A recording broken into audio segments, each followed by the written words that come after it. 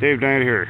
It's Tuesday, and just got back home from the Eastern Ontario Homesteading Conference. Anyway, when I went away, this tree wasn't out, but this weekend, this crabapple tree will be out in full. This cedar tree I got to cut down because it's got damaged in the ice storm. This is my neighbor's bush, and it's a wild rose, and it's an old variety, and it makes the nicest rose hips.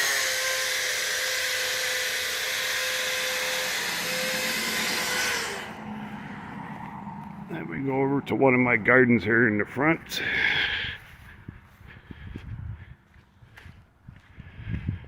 Been doing some landscaping, but anyway, the lupins are coming along fine. Tulips are out. Yeah, I gotta trim back the hydrangeas. And all sorts of native stuff here.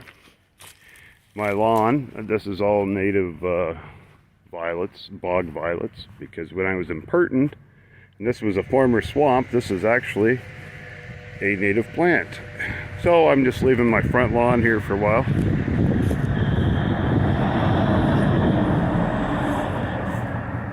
And up here is my secret stash of prickly pear cactus, which is kind of overgrown here. So next year I'm going to have to bring more up to Leonard County.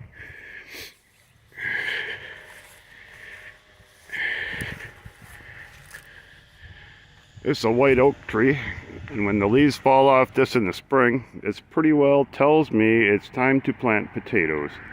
And I use native trees as signs of when to plant and when not to, because they've been conditioned to the area. It's a rock wall I got out of stone laying around the neighborhood. I got to finish it this year, but I got to get the backhoe back on my tractor. I got stumps to dig out and stuff from the ice storm. It's pretty dry here, but we're supposed to get up 30 Celsius range. It's getting pretty humid here right now. This garden I installed last year, or 2 years ago, but planted it last year. We got all sorts of medicinal plants and stuff here. Tulips, it's coming along. I don't know, I probably put 8 or 10 inches of wood chips in here with other stuff. Seems to be coming along.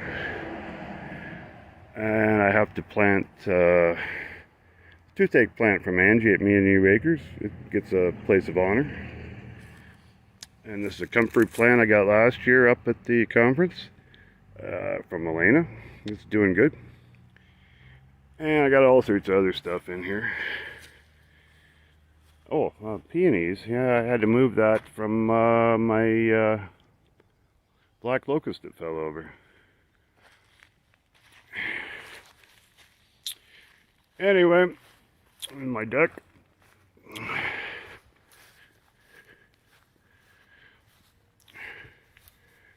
Under my deck, the only thing that grows in the shade are ferns. An azalea, which is, I don't know, 3 or 4 years old. Lupins again, all sorts of tulips.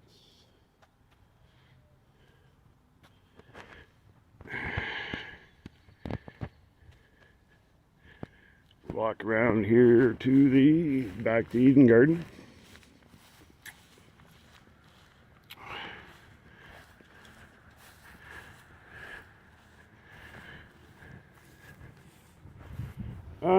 We got carrots coming up. Radishes are going to be picking here soon.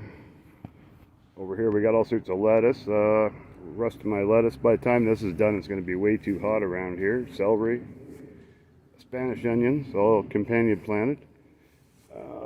Beets coming up here. These are the cylindrical Danish beet style. I really like them. I used to grow Detroits, but I like these better. And bunch of onions coming along. Fence, the rabbits have been getting in, so I had to open my vents on my greenhouse today because it was like over 30 Celsius. We're getting into heat stall then.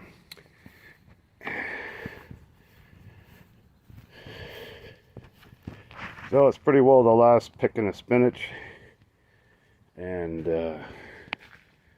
Here's some broccoli that was planted in February, and it's actually starting to head. So now I got to put a net over it to keep the caterpillars out of it, and I may have beat the insect cycle finally, so I can produce broccoli without using insecticide.